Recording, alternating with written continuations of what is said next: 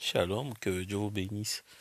Je voulais prendre Matthieu 24, verset 13, que Jésus dit que non. Déjà dans Matthieu 24, si vous prenez Matthieu 24, verset 12, vous prenez Matthieu 24, verset 12, il a dit, à part et parce que l'iniquité ne cessera accrue, la charité de plus grand nombre se refroidira. Mais celui qui persévérera jusqu'à la fin sera sauvé. Vous savez dire, maintenant je vais expliquer ce verset-là. La parole de Dieu s'explique. Celui qui va persévérer jusqu'à la fin, la signification à un verset, ça s'explique par un autre verset. Donc, c'est 2 Timothée 3, verset 5. Ayant l'apparence de la piété, mais réunions ce qui fait la force. Éloignez-vous de ces hommes-là. Si vous voyez ces deux versets-là, sur la forme, on a l'impression que ça ne se coïncide pas. L'explication de 2 Timothée, de Matthieu 24, verset 13, celui qui persévérera jusqu'à la fin sera sauvé. L'explication, c'est ce verset-là, 2 Timothée. Maintenant, je vais relier les deux, vous allez voir. Ce verset-là, celui qui persévérera jusqu'à la fin sera sauvé. C'est-à-dire que la parole de Dieu, vous devez la croire en totalité. Voilà. Et celui qui persévérera jusqu'à la fin, c'est celui qui croit toute la parole dans son entièreté. Vous voyez, Judas Iscariote n'a pas persévéré jusqu'à la fin parce que Judas Iscariote, il a cru juste une partie de la parole. Et William Branham, il explique. Il dit, ayant l'apparence de la piété, comme Judas Iscariote, réunion ce qui fait la force. Il croit une partie de la parole, mais pas l'autre. Quand il s'agit de croire les jupes, ne pas regarder la télévision, ne pas boire, eux, ils croient. Mais quand on leur parle que Élie de Malachie 4, c'est l'épouse et Joseph Branham est le Christ pour Israël, là, ils ne croient pas. Parce que les gens ignorent que, croyez-moi ou pas, les gens qu'on a commencé la foi ensemble, ils vont abandonner la foi, a dit Jésus-Christ. Ils vont abandonner la révélation parce que la science est en train d'augmenter, le diable est en train d'augmenter dans l'incrédulité et la parole de Dieu aussi est en train d'augmenter. On va arriver à un point de la révélation que ce que va sortir de la bouche de l'épouse, ça sera une folie pour vous. Là où Jésus il a dit que non, parce que l'iniquité sera accrue. L'iniquité, les gens vont voir que ce que les gens sont en train de dire est vrai, mais ils ne vont pas croire. Mais la charité de plus grand nombre va se refroidir. La révélation qui est en vous, beaucoup ne vont pas croire. Et ceux qui seront sauvés, c'est ceux qui vont persévérer jusqu'à la fin. La fin, là, c'est tout croire toute la parole de Dieu. Comme Judas Iscariote n'a pas cru juste toute la parole, lui n'a pas persévéré jusqu'à la fin. Vous voyez. Donc aujourd'hui, les Judas Iscariote, ce sont des frères qu'on est en train d'avancer en révélation. Et dès que la révélation prend de la hauteur, eux, ils ne veulent pas croire. Regardez comment on a commencé quand on disait que William Branham est Elohim. Nous tous, et voilà. Mais quand on a touché que Élie de Malachie 4, c'est l'épouse, c'est Dieu dans son église, il y en a qui ont refusé. Ils ont fait des unitaires. Vous savez, des unitaires, ce sont des gens qui disent que tout, William Branham, il a tout accompli.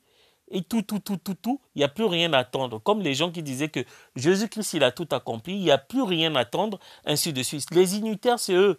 Ils n'ont pas compris que Dieu devait revenir dans son église et dans Joseph Marion Branham. Vous voyez? C'est ça. La parole de Dieu est en train d'avancer. Les temps sont mauvais. Quand on dit les temps seront difficiles, c'est en ce qui concerne la révélation, ce qui va sortir.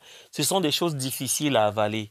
Difficiles. Quand Jean a avalé le livre, il était doux dans la bouche de Jean et amer dans les entrailles. William Branham, il explique. Pourquoi ça amer? Parce que les gens n'arriveront pas à sentir ces choses difficiles. Pareil, quand Jésus il guérissait les malades. Et tout, et c'était doux dans leur bouche. Mais quand il a dit, celui qui ne mange pas ma chair, ne boit pas mon sang, c'était tellement difficile. Les temps difficiles, c'est ça. Ne pas supporter la révélation. On est en train d'avancer beaucoup. Moi, j'ai peur que les personnes qu'on a créées ensemble, les frères que j'aime, ne puissent pas supporter ce que l'épouse va déclarer. On leur a montré les Écritures. On dit que Billy Paul, il était derrière William Marion Branham. William Branham, il est l'esprit d'Élie, il est l'esprit de Christ, il est l'esprit de Moïse. Précisez bien, il est l'esprit, il n'est pas Moïse, il n'est pas Élie, il n'est pas Christ, mais il est l'esprit. Donc il avait besoin d'un corps pour être Moïse, pour être Christ, pour être Élie. Il avait besoin d'un corps. William Branham, il est esprit, il est le Saint-Esprit. Ce que vous voyez, cet homme-là, voilà l'Esprit de Dieu. L'Esprit de Dieu est sous la forme d'un être humain. Il est Elohim, il était toujours comme ça au début.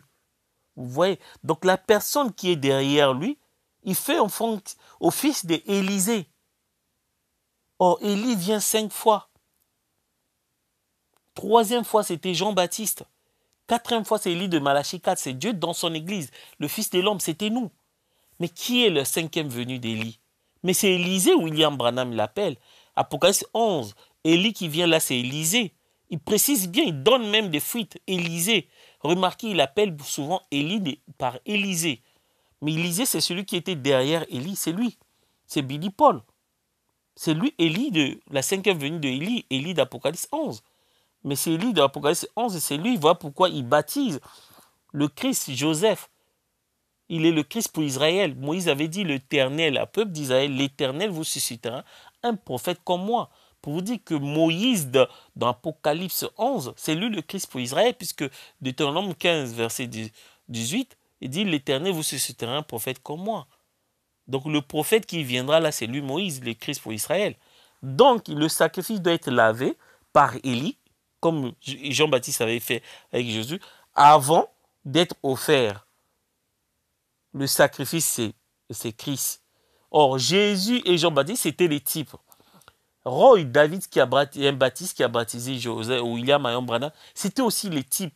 L'accomplissement est là, Matthieu 3, où Élie baptise Christ pour Israël, laver le sacrifice pour que ça soit offert et il le baptisa.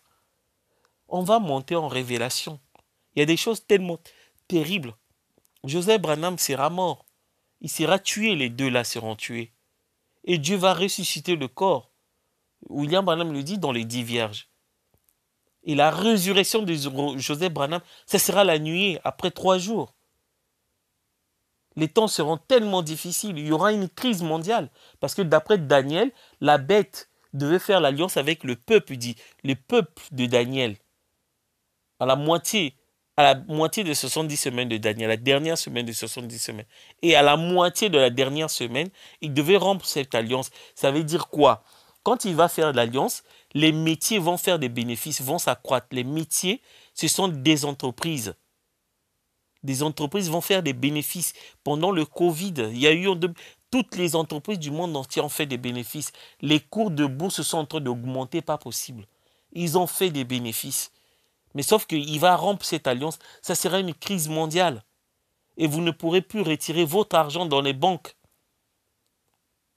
Et il y aura une crise, les gens vont mourir de faim.